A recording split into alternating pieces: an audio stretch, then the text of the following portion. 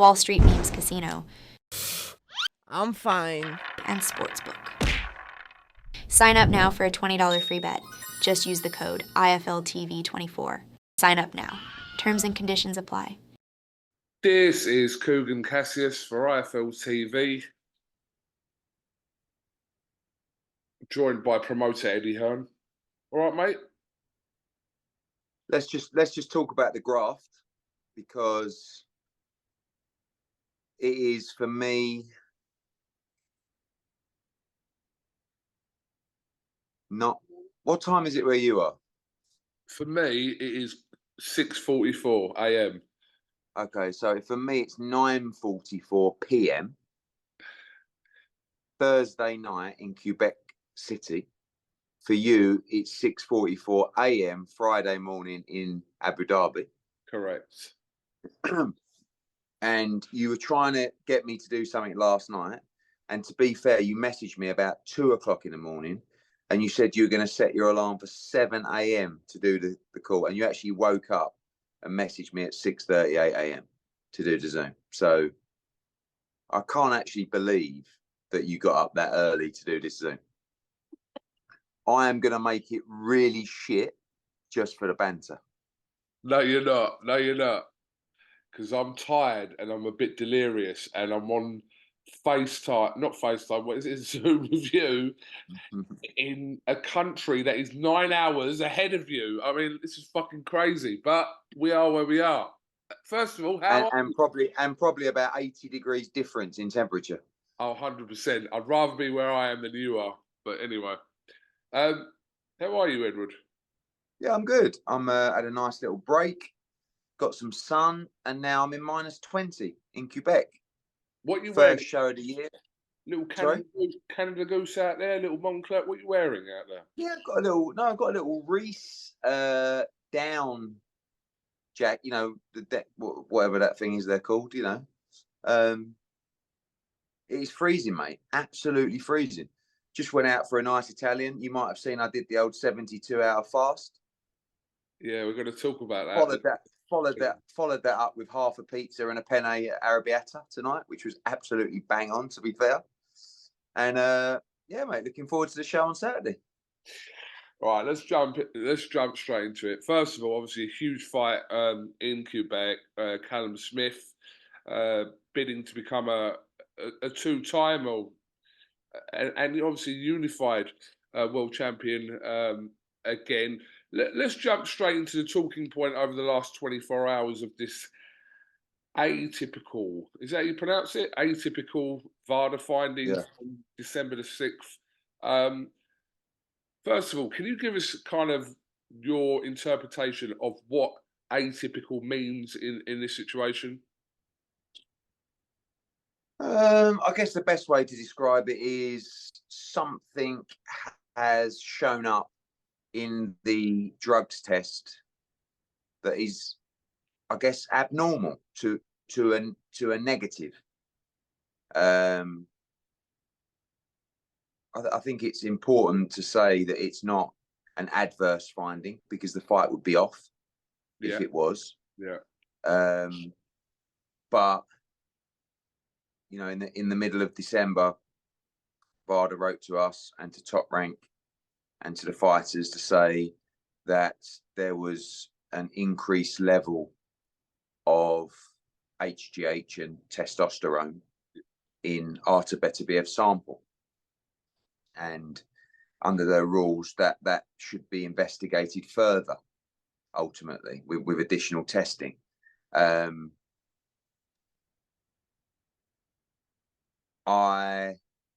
Sean O'Toole from STN, you know, we've all been speaking to VADA and asking them various questions. We don't, you know, I don't like to say too much, because, you know, because obviously it's not a positive test, if you like. I'm, you know, that complete bell end, Victor Conte, come out tonight and say, oh, Eddie Hearn's reporting this to the public. No, this was in a statement from Top Rank yesterday, actually, on the issue. And we did feel that, I think Callum Smith's team felt that it should be discussed and it shouldn't just be a secret. we want to know why the levels were increased. And, you know, as I've seen from Victor Conte tonight, apparently those levels can be increased due to heavy weights or squatting, but they were still increased. And, you know, as a representative of Callum Smith's team, I think quite rightly to be asking the questions of why. I think there was an additional test a week later and another one a week after that, and both of those were negative. So if that's something that occurs naturally, do they spike and then disappear? I have no idea. I'm not a scientist. So, you know, I'm sure if this was a Matchroom show and BETERBIEV was a Matchroom fighter, things would be very different right now. But, you know, as I said, it's not a positive test. It's not an adverse finding. So the fight goes on. And, you know, we've just taken it upon ourselves to ask the questions to VADA and try to understand why those levels were raised in that test. That's all. Speaking to Callum Smith earlier, I mean, he was. That's my alarm for you, by the way. Oh, well done, mate. James Brown. Just speaking to Callum Smith earlier, and I mean, his attitude was obviously he said he learned of this whenever it was a week ago, or whenever he said it was ago, and he said that because it wasn't a failed test, that his attitude was, okay, if it's not a failed test, like I still want to fight, without knowing kind of like the complete situation about why those levels were increased, etc., etc. But I'm assuming that it's of no concern to you, this fight on Saturday from yourself or anyone involved in Team Smith, because if there was a major concern, I'm sure you wouldn't be letting Callum Smith go into the ring in the first place. No, I mean, I'll be honest. When you receive the information to say that the levels, you know, for those substances are beyond the threshold, yeah, of course there's concern. But at the same time, contractually, without it being an official fail, you know, there's not a lot that we can do really in terms of pulling out the fight. I mean, if he wanted to pull out the fight, he doesn't want to pull out the fight. And, you know, as we're told from VADA, this is something that can just happen naturally. So I just think we need to understand a little bit more, really. You know, when you read, as I said, when you read the results of that test, it does concern you. And, you know, we've asked the questions of VADA. I don't think we've had them answered completely how we'd like, but there has been dialogue. But, you know, they've assured us that that is just something that can happen naturally, apparently. So we have to take their word for it, I guess. Have you been in a situation at all in your relatively short promotional career? Well, actually, it's not short, is it?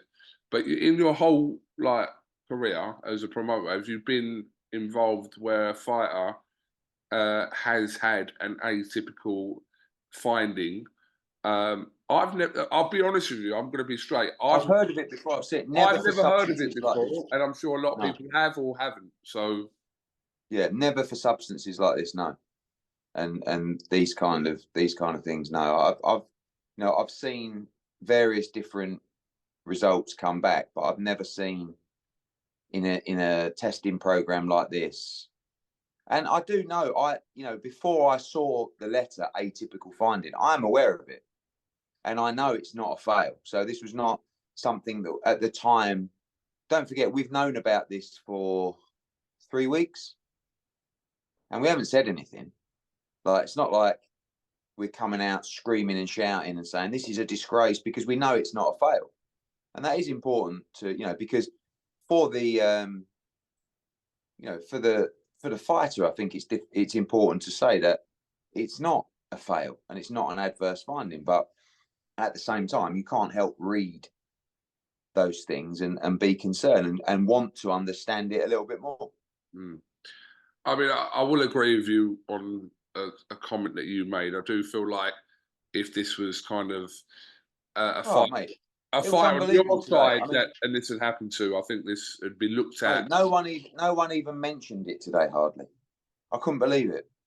And I'm thinking, fuck me, if this was my fighter and my show, I'd be, the actual reaction is, it's okay. It's not a positive test. Raised levels, don't worry about it.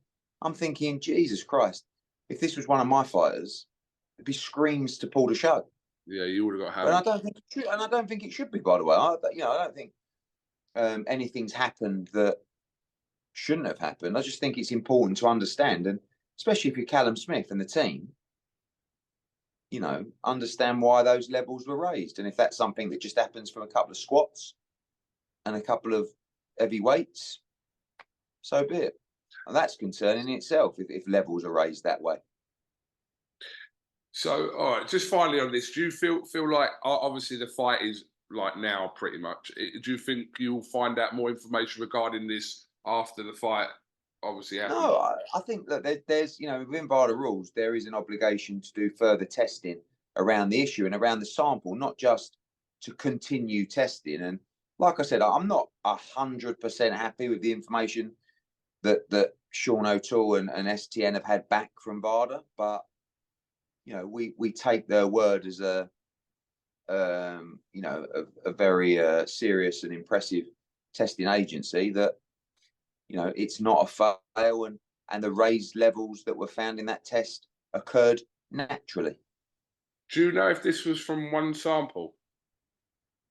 Yes, it was from the same sample. Okay. Blood and urine. Okay. Okay, look, let's talk about Callum Smith. Obviously huge fight for Callum. Callum's obviously been in with some of the best fighters in the world, obviously Canelo, etc., etc. But this is a huge opportunity for Callum at light heavyweight. Obviously, 3 titles on the line. You're gone on record. You believe he's going to knock BETERBIEV out this week. A lot of people share that same opinion. Do you believe that's Yeah, I do think it's a 50-50 fight. I mean, I think a lot of people see it as a 60-40 or a 70-30, but and I know that Callum can lose the fight. I just fancy it. I just, I see a way in which he can knock him out. I always say that when you're up against it in a fight, you look at how a fighter can win the fight, and can you actually see him winning this fight? How do you see him doing it?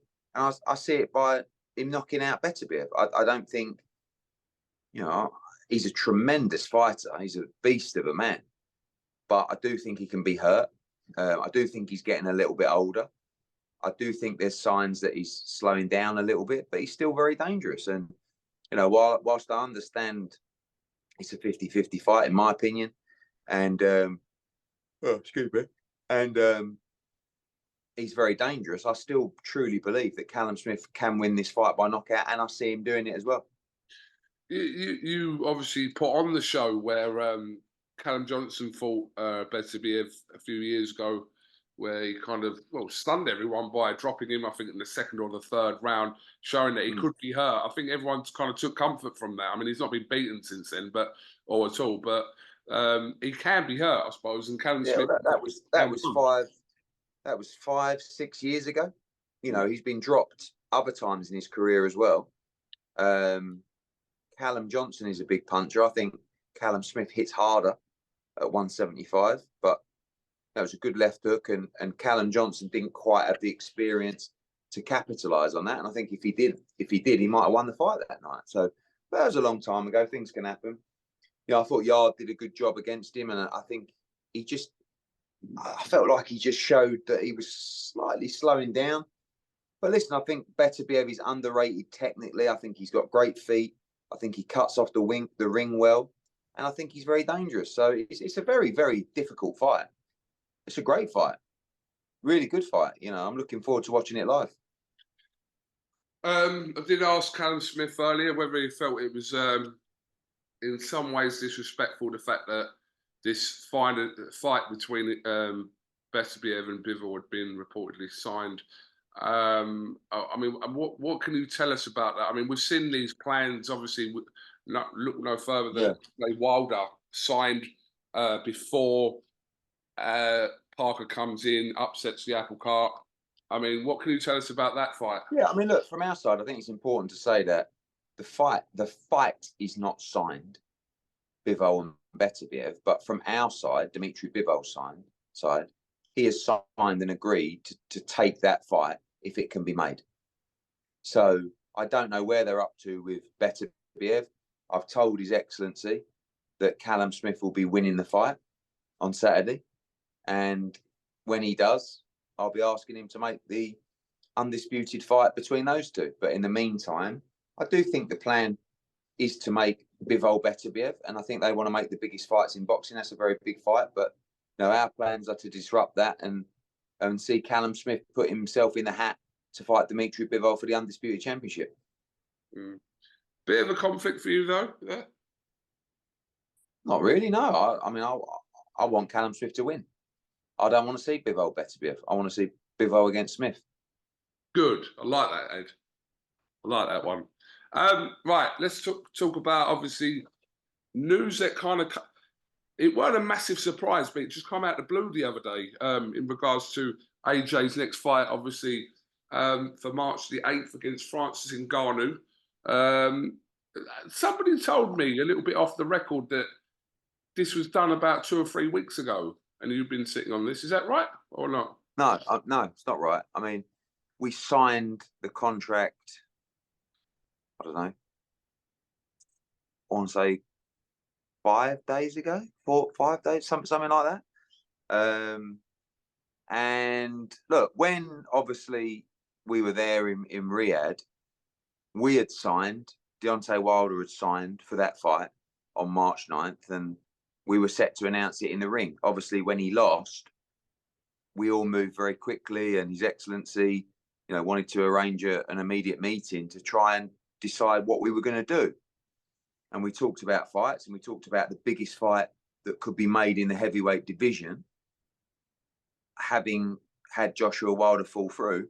And the answer was Joshua against Ngannou. By far the biggest fight in the heavyweight division, outside of Fury USYK. And we spoke over the next few days. We accepted terms, and then contracts were drafted, and we managed to get the fight signed. And those guys will be shooting the promo this week. There'll be a press conference next week, and looking forward to the fight. I think it's a fun fight. I think it's a dangerous fight. I think it's a fight with a lot of jeopardy, but it's also one that I expect AJ to look very good at and just keep cementing his position as what we believe is the best heavyweight in the world. And let's be honest, if Anthony Joshua can knock out Francis Ngannou and Tyson Fury can beat Alexander Usyk, you have the ready-made biggest fight in the history of the sport right in front of you for the undisputed championship between them two. Plus a rematch in the middle of that, Edward. Maybe. Anything can happen in boxing. But can you imagine the demand at that point? Tyson Fury beats Usyk on February the 17th. And then AJ knocks out Ngannou. It's there. Now, we know there's rematches. We know there's plans. But let's be honest. Who is not going to want to see that? Well, Usyk's not want to see that because if he loses, he's going to want a rematch. Well, things can happen. Things can happen. Injuries can happen. Deals can be done. But we'll see. Maybe we wait till after that. Maybe AJ fights Hrgovic. Maybe, I don't know. Anything could happen. To be fair, I mean, I remember speaking to you probably about 2 or 3 days after that Fury and Ngannou fight, and you kind of called for that fight with AJ and Ngannou from back then and saying that fight seems to make sense now. Whenever I say something that doesn't happen, it gets played back 100 times. And before the Fury fight, I felt like it was a mismatch. I don't mind saying it. I hold my hands up. A lot of people did. And Francis Ngannou dropped Tyson Fury. In my opinion, he beat him. If you don't think he beat him, it was like a draw or there was a round in it at max. So he earned the right to have another big fight. And, I think once he gained that credibility, he puts himself in the hat for an AJ fight, and we take it. There isn't a huge amount for AJ to gain in this fight other than dominate someone that Fury really struggled with. Obviously, we know financially it's a good spot for him, and just be involved in big fights. But the downside for AJ is to get beat by a 0-1 MMA star, and that's dangerous in a heavyweight world because this guy can really punch. He's very tough, and mentally couldn't give a fuck. He's completely fearless, Francis Ngannou, and that's what makes him dangerous. So AJ's got to go out there, show his ability, and smash him up. It's quite mad to think, isn't it? Like in the space of probably what 4 or 5 months, that Francis Ngannou's two opponents in boxing would have been AJ and Fury. It's quite mad to think. Yeah, I mean, there is a chance that obviously come March 10th or whatever, Francis Ngannou could be 0-2, having boxed Tyson Fury and Anthony Joshua in his first 2 fights. It could be 1-1, you know. But it's you know, and there's a lot of people that could say that right now Francis Ngannou should be the lineal heavyweight world champion, having done it on his debut. It's quite an incredible story, and he's fired up for this fight. You know, everything I'm hearing, all the interviews I'm hearing, he believes he's going to knock AJ out, and you know, you have to take him seriously. He's a serious dude. I know this is probably difficult to answer, but how do you see the situation regarding the IBF, Filip Hrgović? How do you see that panning out? Because obviously it's all dependent on Fury and USYK and what happens with that belt after that fight. Yeah, I see the IBF ordering the winner of February 17th to fight Filip Hrgović. Yeah. I see, obviously, Fury or Usyk, whoever wins, vacating, and then it going to the next available fighter, which at the moment is Anthony Joshua. So it could be Hrgović against Joshua. But we'll have to see. You know, like I said, I do believe that if Fury wins and AJ beats Ngannou, it's going to be very difficult not to make that fight, regardless of what's in place. In terms of that card for March the 8th, what can you tell us about the rumours that Deontay Wilder's going to fight Zhilei Zhang? I'm not sure about that, but you know, I'll let there be an official announcement for that card. All I can say is get ready for an incredible night of boxing once again. You know, every time these fights get made in Saudi, I'm looking at the undercards that are being proposed, and I just can't believe what is being put together. So March, there will be a top undercard, and I think the fans will be absolutely delighted with it.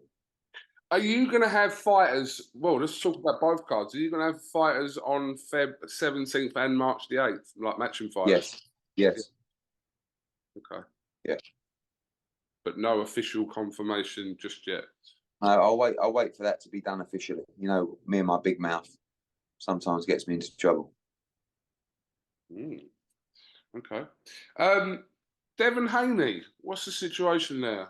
Going to defend his title against? Maybe. I mean, I think Martin? you know the Sandor Martin fight is not the biggest fight in the world, but if it's a mandatory, he'll have to deal with it at some point.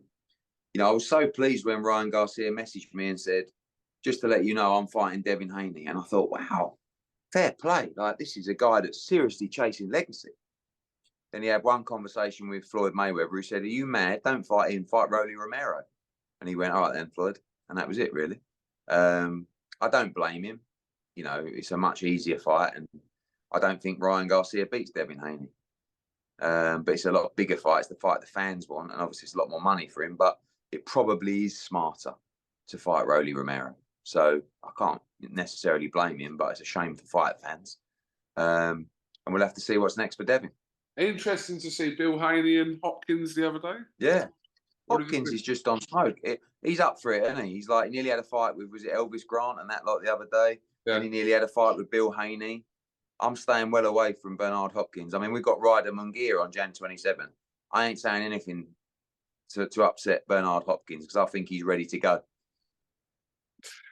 Okay, just coming away from that, I know you made some comments regarding Lee Wood and Josh Warrington too. Could be set for May, possibly? Yeah, May the 18th is the date we're looking at the City Ground. We're doing everything we can for Lee to deliver that fight. I love the fight. The first one was a cracker. It'll be a huge moment for Nottingham. Great moment for the club as well to stage that fight. And hopefully we can get it over the line. Eddie, just going back to Anthony Joshua, who else was considered for March the 8th? Obviously, we knew he was going to be fighting on that date, but who else? No, I mean, Hrgović, you know, certainly. Parker, was Parker considered? Sorry? Joe Parker, was he considered? Not really, no. Few conversations about Zhang, not really. But, you know, the preference is still for AJ to get that world championship, but there was an opportunity to fight Ngannou and then fight for the championship after, and we like the route. And you know, I've said for a while, I truly believe AJ will be undisputed heavyweight world champion, and I just think this is the way that it's going to play out. Okay, Boots Ennis, you've made some offers. I heard. Yeah, we're talking.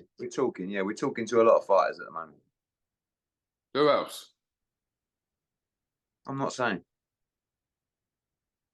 You've changed, mate. You used to walk like your mouth used to be like. I know, but like, you know, it's got me into a lot of trouble over the years, and I'm not saying that I'm not gonna, you know, stop being a big mouth. But obviously, if I tell you who we're talking to, it's going to put me in a poorer position of negotiation because other people are going to get involved. People are going to start telling people not to sign with Eddie Hearn. It's just like, this is the way that I do things now. Do they hate you in Canada as well, or not? Very big in Canada, mate. Very big in Quebec City. Got a great following here. A lot of men's health readers. I was going to say, did the Canada edition of Men's Health, did it? Been huge. Been one of the biggest sellers of all time here, to be honest. So, very welcoming here. Last time I was here was 10 years ago for Bellevue against Adonis Stevenson. Oh. Same hotel, same weather. Hopefully not the same result. Did you watch ODs and Barossa? Yeah. I mean, look, I think when you give it the big one, like OD, and it goes like that, you're always going to get a load of stick. But I think he's done great, OD. You know, you think about it, you know, he's a kid from Hackney who didn't have a lot of opportunities. He's carved out a career. He's made good money. He's ended up signing with Golden Boy. He's gone to Vegas to fight for the interim world title. You know, he's already won, really, hasn't he? He got chinned. But that's boxing. You know, it's life, isn't it? Don't always go your way. But I think he's done great. You know, whatever he does, whether he retires, whether he comes back and has another fight. But, you know, from the kid that came into our office many years ago, you know, I think he's done brilliantly. Hopefully, you know, I know he made a nice few quid the other night. Hopefully he can pay his mortgage off if he hasn't done that already, or buy a couple of bits of property and start setting up for a life after boxing. Because even if he comes back, he ain't got long left. But fair play to him. You know, I think he's done well. Have you had any conversations with Kell Brook? Not recently, no. I mean, look, you know, Conor fights Feb 3rd, Vegas against Dobson, and then we want him in a big fight in April. So that's the plan. Whether that's Kell Brook, whether that's Eubank or wherever, I don't want to talk too much about names because we've done that already. So I want to see him do a job on Dobson and then get him straight back in the ring ASAP. Okay. Well, look, I think we've done a bit there, Edward, to be honest with you. Have you got anything else you'd like to say before we finish? No. Just have a great new year, really. You know, these years go around very quickly, don't they? Stay healthy, stay focused, make sure you have your goals, invest in yourself. I think that's important.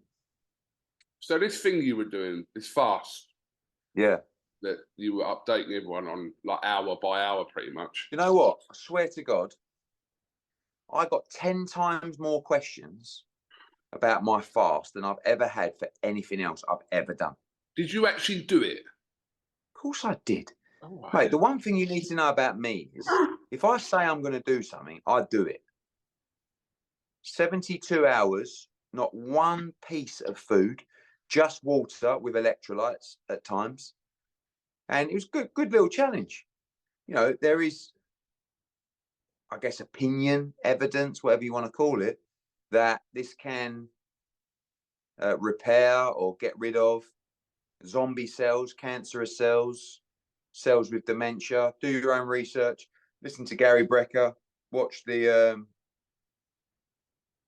Thor. What's the geezer Thor? What's his name? The actor. Yeah, what's his name? The Australian, the big lump. Thor? Yes. Who are you on about? The good-looking geezer. The actor who plays Thor, the good-looking geezer from Australia, the big lump. Oh, fucking hell, you done me, Edward. Wait there. Let me just have a little. I can't believe I've forgotten. You're talking. Chris Hemsworth. Have we forgotten? Hemsworth. Hemsworth. Watch, Yeah, old Hemsworth. watch his program on National Geographic about fasting. It's a big thing. It's actually quite amazing how after 12 hours, you're not even that hungry. Like on the third day, I wasn't even hungry. And yet, normally I eat every 3 hours like a pig. So it's just quite good for the mindset. Good little mental test. Do you know what? This is always going to be dangerous, this was, you doing all this stuff. Because now you generally, in your head, think you're a bit of an expert on all this stuff, don't you? Listen, I'm not, obviously you got to look at the possibilities career-wise post-boxing or whatever. I'm very interested in my health and well-being. It's a big part of my life now. And I think everybody should invest in their self to improve the way they look and feel. It's good. Listen, it's very good what you're doing, and you're encouraging everyone over 50 to kind of. I'm seeing a lot of people changing their life from a health and well-being perspective. And I'm looking at even people in boxing, and I look at them, I'm thinking, I think you've looked at me and thought, I'm going to do that, but I'm just not going to say anything. Do you think you're inspiring people? Do you generally believe? Yes, I do. Yeah. Fucking. Oh, well, I'm going to bed. Right, I'm going back to bed. Eddie Hearn, thank you very much for talking to IFL TV. We'll see you back in the UK. Let's see Callum Smith become unified champion. 2-time, baby. Tomorrow night in Quebec. Thank you very much. See you, mate. Take care. Bye. Wall Street Memes Casino. I'm fine. And Sportsbook. Sign up now for a $20 free bet. Just use the code IFLTV24. Sign up now. Terms and conditions apply.